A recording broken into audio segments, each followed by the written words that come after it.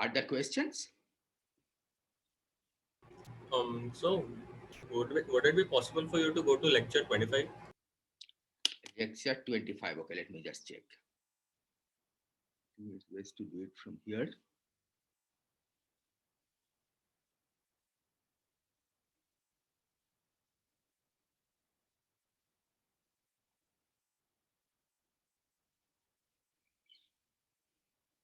Yes.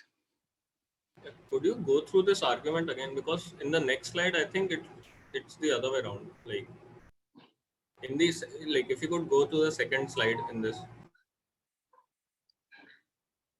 Yeah. a little lower. Little lower. Yeah. So this is no, not in the second slide only. Yeah. Here the statement that if there are large number of particles in the hidden sector which become non-relativistic after the decoupling, I think it should be.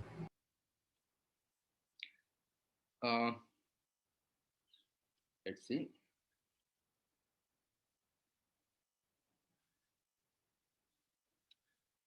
See, you want to make the temperature of the that particle higher, right? Yeah, the massless particle higher. Of the massless particle, which decouples, right? Now, that particle had the same temperature as the normal photon at high energy. Yeah, until the decoupling. Until the decoupling of that particle from the rest. Yeah. Until the decoupling of the dark sector from the hidden sector, from the observed sector, right? Yeah, which includes the massless particle. Yeah, which includes the massless particle. Okay. Yeah. So now the point is that as the observable sector evolves, right, the photon temperature keeps going up because particles keep going non-relativistic, right? Yeah. So you want this other particle temperature to also go up. Yeah. Right? So that can only happen if there are particles which are going non-relativistic in the hidden sector. In the hidden sector, right? Raises the temperature of the hidden sector. But this has to happen before the particle decouples. Sir, which particle decouples here? The particle that has a temperature of 7 MeV, for example, right? Or say 7 degree Kelvin. It decouples from the photon bath or like within the hidden sector? Decouples from the rest of the bath. Yeah, but like basically there are two baths, like one with temperature of the photon. Yeah, I think we understand the question now. So let's go back here. Okay. So imagine that the two systems are evolving together, okay, at earlier.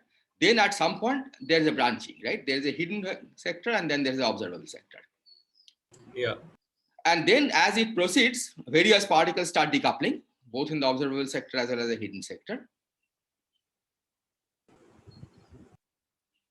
And eventually, the particle that is of interest, okay, let's draw it by red, that decouples. Yeah. Okay. Now, as these particles are decoupling, the photon temperature is going up in the observable sector, right? Yeah, yeah.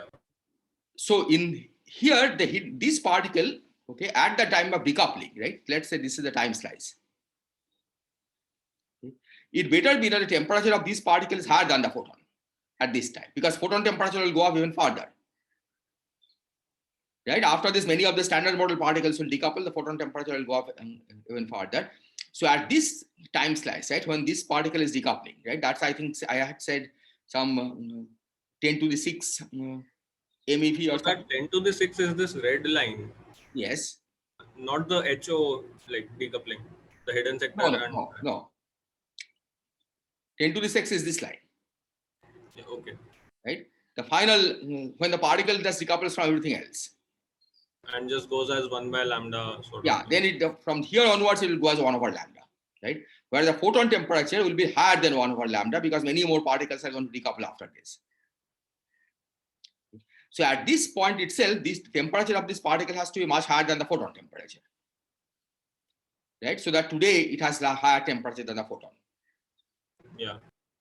So for this reason, we need a lot of particles to decouple between here and here. Yeah. Okay, are the other questions?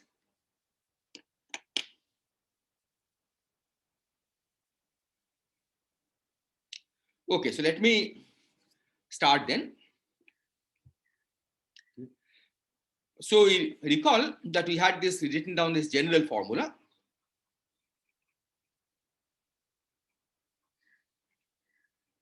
This is for scalar perturbation.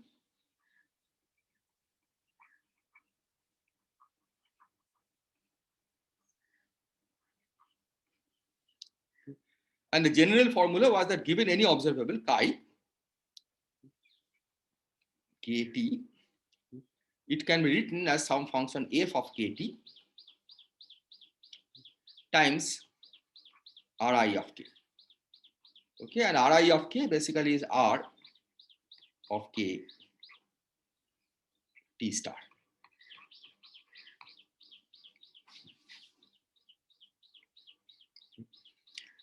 So today we are going to calculate this. Okay, at least we'll do half of the job, okay, of calculating this for a particular chi. Okay, and that is that we take chi equal to delta t over t that you observe. Okay, so this is the delta t over t that you observe today. Okay. And if the argument is correct, then it should be also expressible in terms of something, some function times ri of k, and that's what you want to compute. So given this, what is f? Okay, here there is no time dependence because we have already fixed our time. This is the observed delta t over t today. Okay, this is should be somehow related to what happened at the time of last scattering. So we are going to divide this into two parts, and I think today we'll go to discuss the first part. So divide this problem into two parts.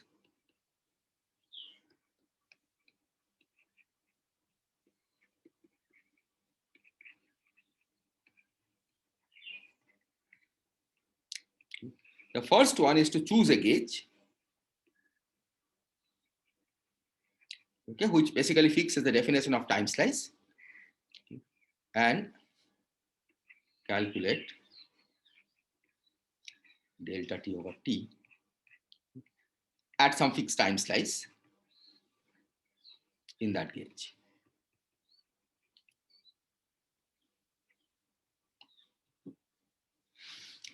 So this will be gauge dependent, okay, because as we have argued that it is in principle to choose a gauge time slice in which delta t is 0, right? We just choose the time slice in such a way that t has the same value. So you have to choose some gauge and then calculate this, okay, and we'll choose a convenient gauge as we'll see. Okay.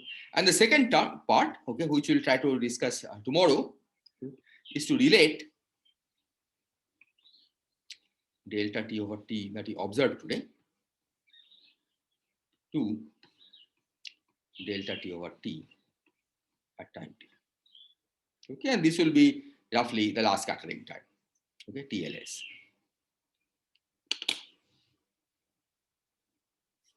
So let's begin with the first task.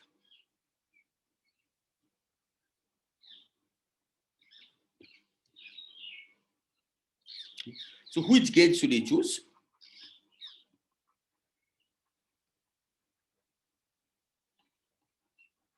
Okay, as we said, that for final result should be gauge independent. Okay, but we'll find one particular gauge convenient. Okay. So that's called the Newtonian gauge, okay, which in fact you have seen before.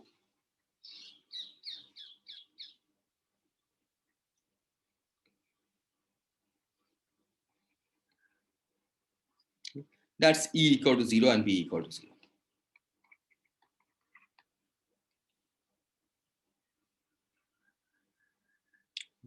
So in this gauge, ds squared was minus 1 plus 2 phi dt squared plus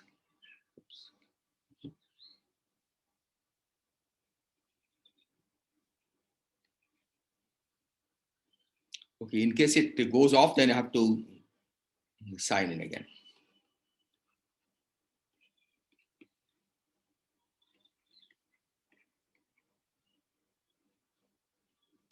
This is for the scalar perturbation.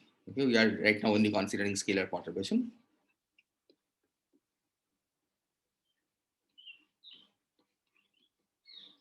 Okay. The other terms are zero in this gauge. Okay, there is a term proportional to Bi and then another term proportional to Ei.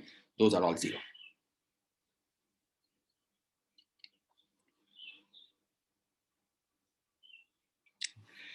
So let's recall that there are 4 gauge invariant quantities.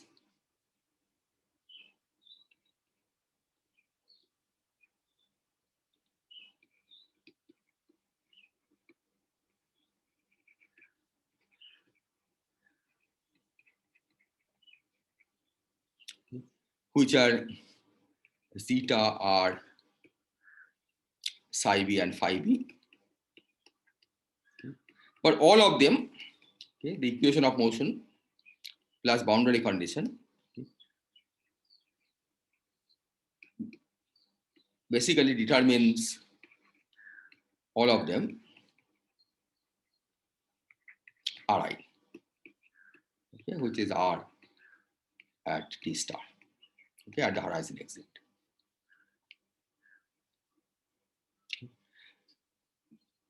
And we'll need 2 of these, okay, to do our calculation today. Now we'll do the calculation, okay, we'll analyze this, we'll analyze the problem for super horizon perturbations.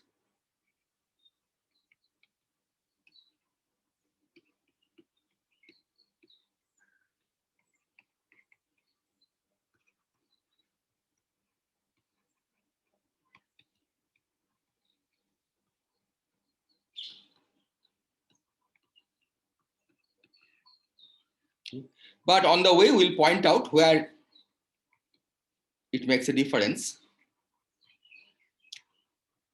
where extra effects come in for sub-horizon perturbation. Okay, so in principle, we can also do this for sub-horizon perturbation.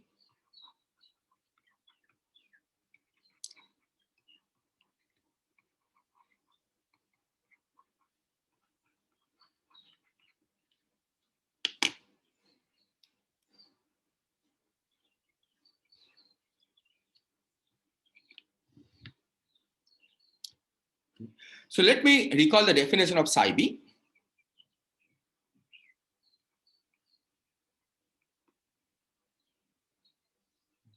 Which is psi plus lambda square h e minus lambda inverse b, and zeta, which is it's minus psi minus h over del t rho bar times rho tilde. Okay. So this one in the Newtonian gauge is just psi. Okay. So you can see that you can easily eliminate psi from these 2 equations. Okay. So this gives psi b plus zeta as minus h over del t of rho bar times rho tilde. Okay. And now we can also use the equation that del t of rho bar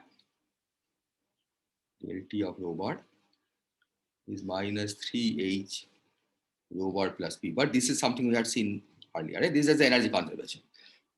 Follows from ddt of rho bar lambda cube equal to minus 3 rho p bar lambda square lambda. So you use this to eliminate this del t rho bar over h, and this gives you rho tilde as, right, so rho tilde over rho bar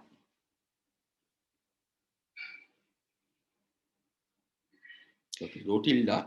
So del t rho bar over h is minus 3 times rho bar plus p bar. So 3 rho bar plus p bar times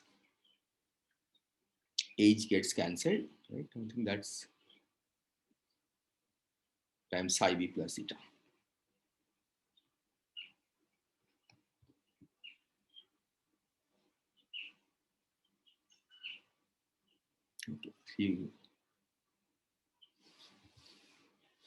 Okay, So now you'll assume that you are well into some particular era, okay, either matter dominated or radiation dominated.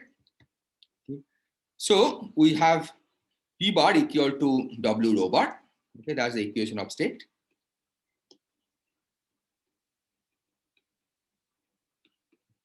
And we had gotten the relation between psi b and R, right? Zeta equal to minus R. So zeta is minus R.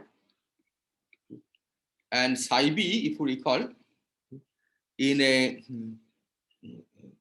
well into a given era, was given by 3 1 plus W over 5 plus 3W times R. Okay, let me write.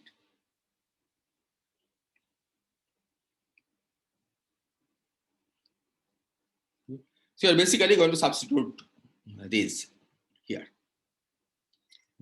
So this gives you rho tilde over rho bar.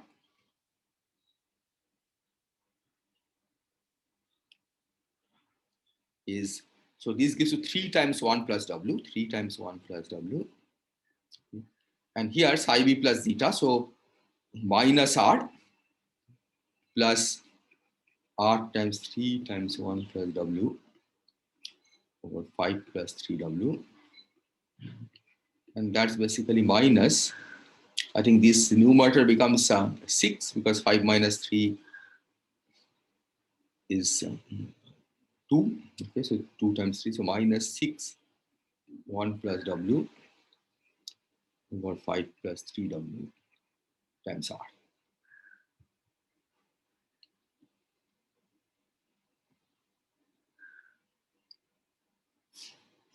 Okay, so this is what you'll get.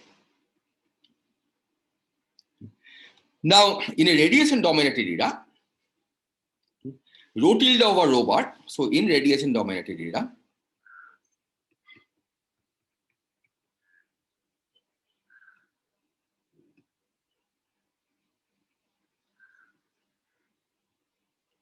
rho tilde, because we have this general relation, rho is kt to the 4, right? So just by taking the variation, rho tilde over rho bar will be 4 times T tilde over T bar. Sorry, delta T over T. So T tilde over T bar, which is what you are calling delta T over T. So 4 delta T over T. Okay, that's, so T is our T bar and T tilde is delta T. Okay. So these I'll write as 4 theta. Okay, so delta T over T or T tilde over T bar we'll call theta. Okay. So rho tilde over rho bar would have been 4 theta. Okay. So theta would be 1/4 times this number. Okay, so let me write, will be minus 1/4 of this, so that gives you 3 minus 3 times 1 plus W over 2 times 5 plus 3W times R.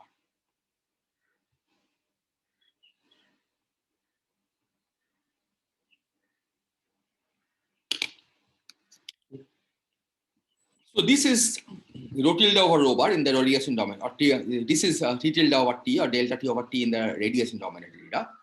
Okay. We of course want to calculate this in the matter dominated era, right? Because you want to calculate this at the time of last scattering. Okay. But this, we cannot calculate this directly from this quantity because in the matter dominated era, rho gets most of its contribution from the matter sector. Okay, so rho tilde over rho bar is not the same as delta T over T, T tilde over T. So the way we'll proceed is that we'll take this as the initial condition from the radiation dominated era and then evolve it to the matter dominated era. Okay, so that's the way we are going to do this calculation. Okay, so I'm going to write this formula again in the next slide. So theta, which is T tilde over T bar, right, which you are also calling delta T over T, is minus 3 1 plus W. Write the minus outside, and 2 5 plus 3W are in radiation dominated area.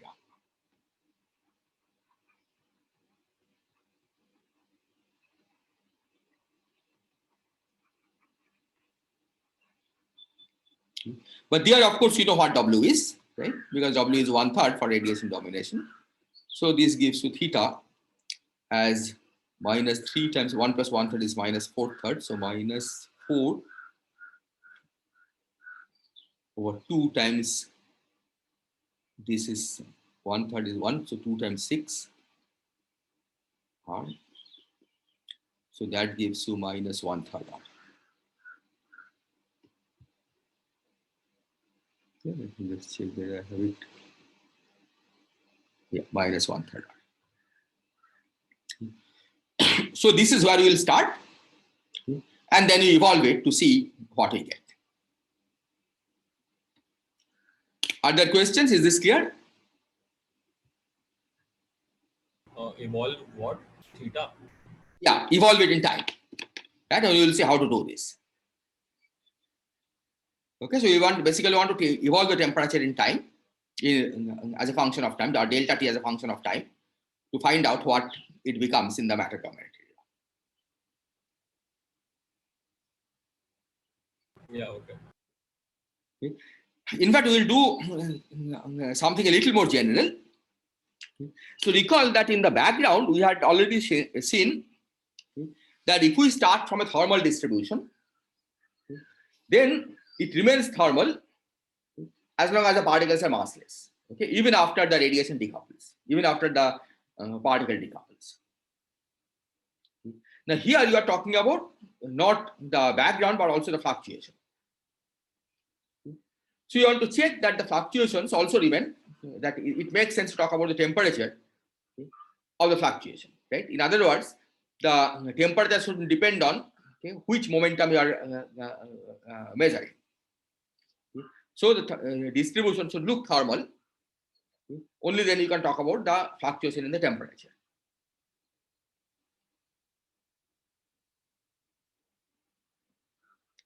So in radiation dominated era, okay, so let me now make this more specific. So in radiation dominated era,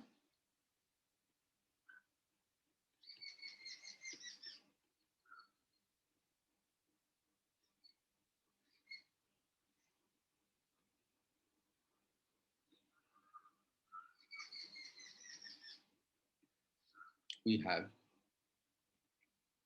thermal equilibrium, local thermal equilibrium,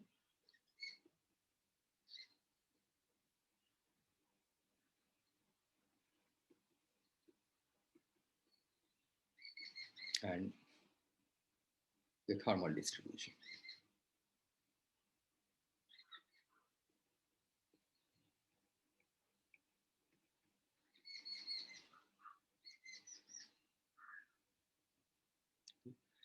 In particular, it says that if you go to a local inertial frame, then you should get, you should see thermal distribution. And in fact, in this case, local inertial frame is very easy to construct because you have minus 1 plus 2 phi dt square and plus, let me check the sign again, plus 1 minus 2 psi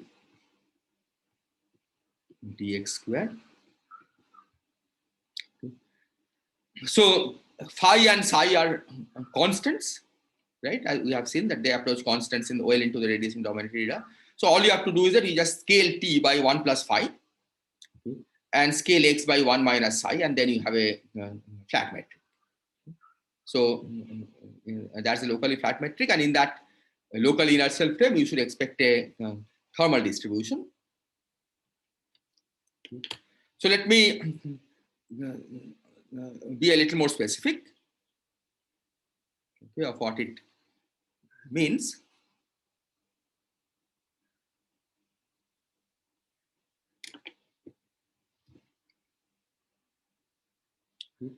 So we'll denote by Q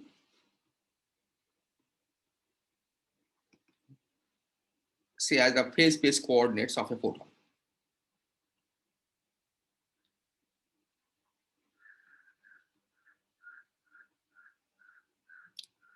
photon. So this is 6-dimensional. Okay? 3 coordinates and 3 momentum. Okay?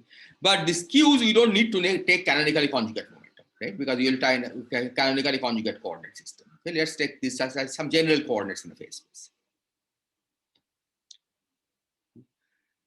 We'll also define by dV, okay, or delta V, a small volume element in the phase space.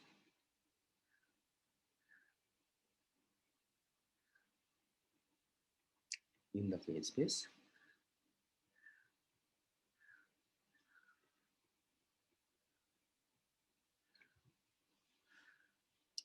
This is the volume element in the canonical coordinate system.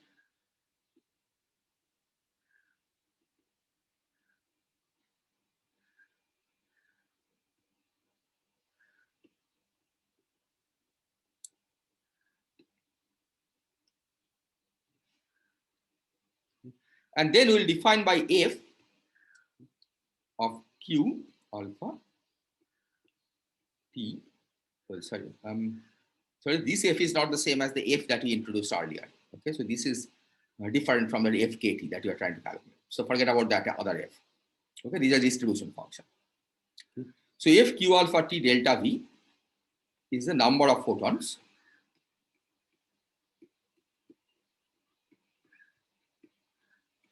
in phase space volume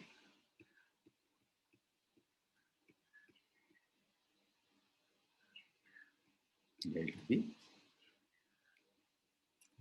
And the claim is that this F Q alpha T, okay, in the radiation dominant area when the system is in thermal equilibrium, okay, local thermal equilibrium, okay, this has the structure of exponential of E over T times 1 plus theta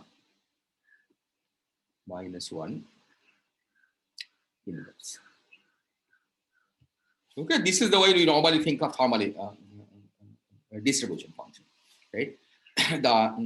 In a given volume in phase space, this is the number of photons. Okay, they have said H bar equal to 1. Okay, so it's measured with respect to H bar. Okay. So you see the temperature here is T times 1 plus theta, and E is the energy in the local inertial frame. Okay, and I'll write down the energy expression in the Newtonian gauge in a few minutes. Is this clear? Okay, so this is what we mean by the a thermal distribution. Okay, where delta V is the canonically normalized volume element of the phase space.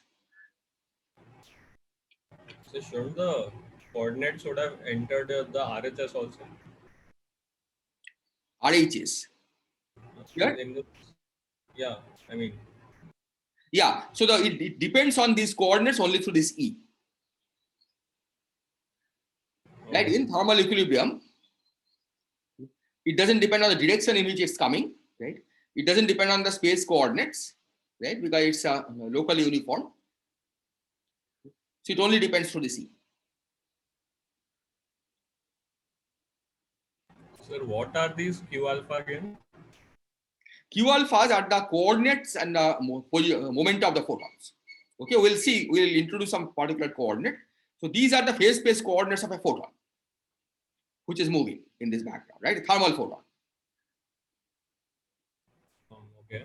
Okay, so these are the coordinates. So these you could take, for example, the Q alphas, okay, to be xi and pi, xi and pi of a thermal photon.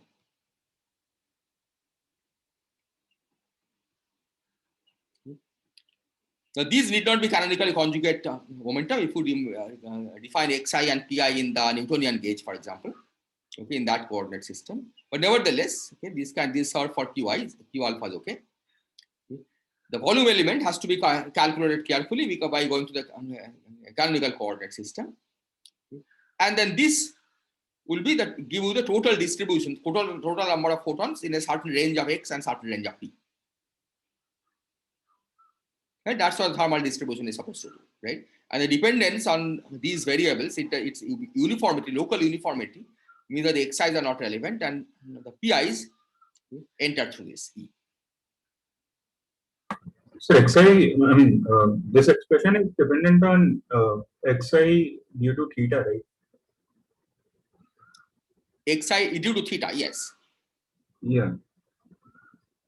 Indeed. And theta is uniform, right? I mean, at the super horizon scale, right, you are thinking of locally, the theta in one super horizon region varies from theta in another super horizon region. But you are talking about here the distribution within one super horizon region. Okay. Okay, so that, in fact, we have seen the theta is given by this quantity, right? It doesn't have you can ignore the space and time dependence of this, right? This 1/3 r, because for super horizon the k's are negligible, right? If you go to the momentum space, basically you can treat r as uniform. Okay.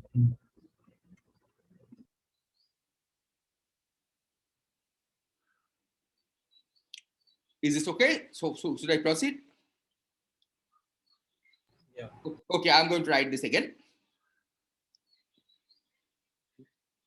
So let me write. So if of q alpha t is exponential e over t times 1 plus theta minus 1 inverse. So E is the energy of the photon in the local inertial frame.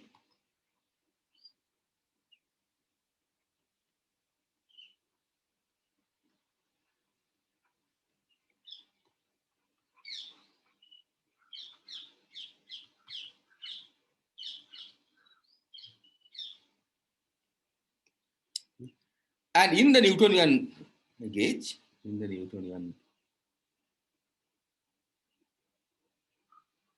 if you look at the form of the metric, E is basically square root of minus G00 E0 square.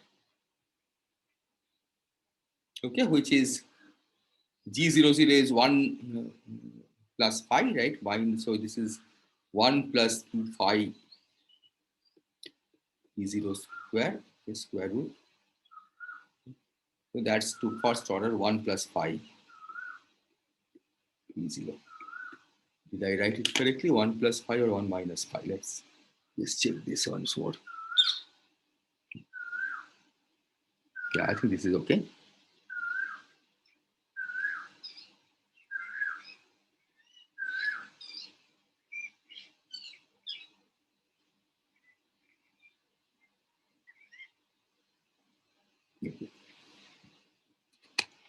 Okay. So this is our definition of E, right? And it does depend on the phase space coordinate. So P0, of course, is not a phase space coordinate directly, but we'll relate P0 to actual the spatial components of the momentum in a few minutes.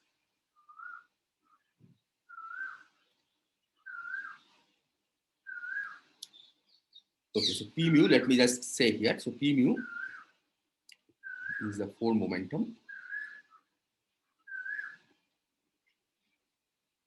in this gauge, in this frame, in the Newtonian frame.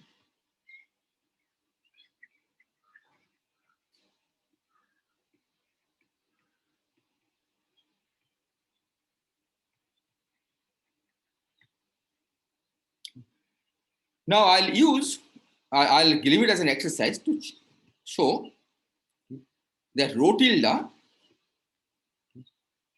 you remember how rho tilde was defined? Rho tilde defined through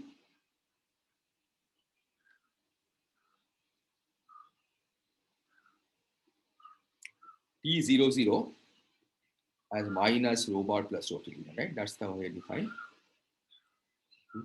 That this rho tilde definition agrees with theta defined above via delta via rho tilde over rho bar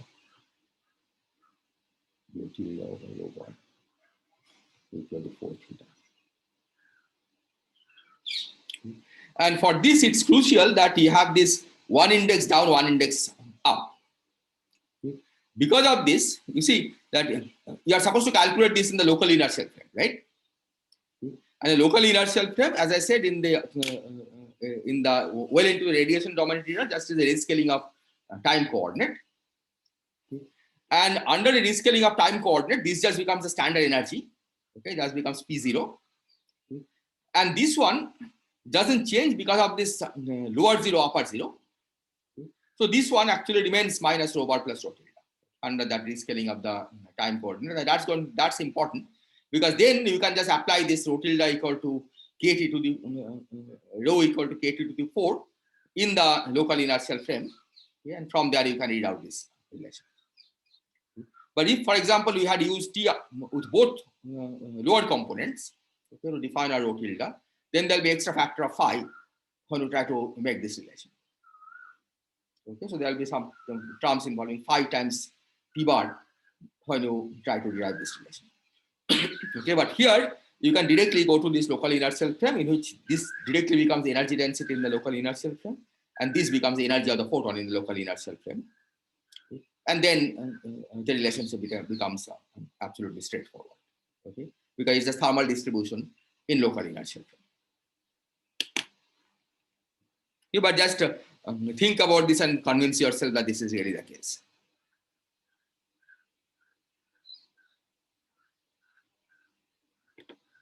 Oh, so you said that we are going to the local inertial frame using some redefinition of time and space, right? Yeah, in this case, as I said, the redefinition is simple because it's just simple scaling of time and space. But didn't we sort of fix the coordinate system when we said E and B are 0? Yes, indeed. And E and B remain 0 because, as I said, since it's for super horizon, right, these are just constants. If you go back to the form of the metric,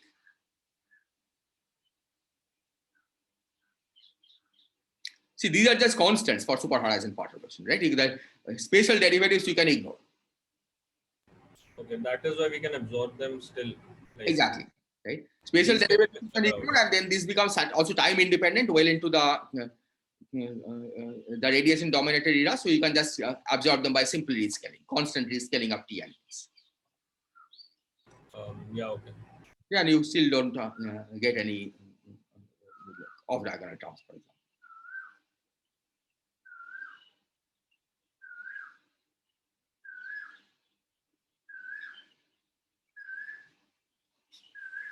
Okay, so what you are going to do now is to evolve F forward in time, and then check that the well into the matter dominated era, F can still be, F still has a form like this, but of course the corresponding.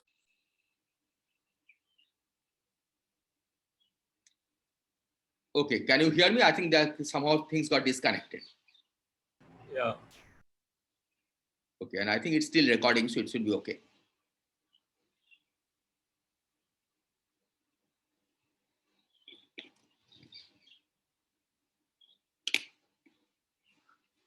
Okay, so what I was saying is that we are now trying to going to evolve F forward in time.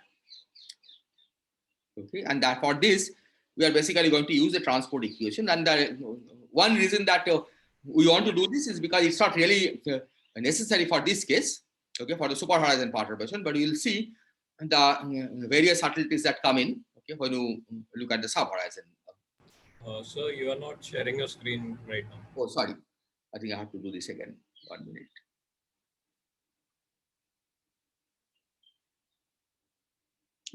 I hope that earlier recording is continuing.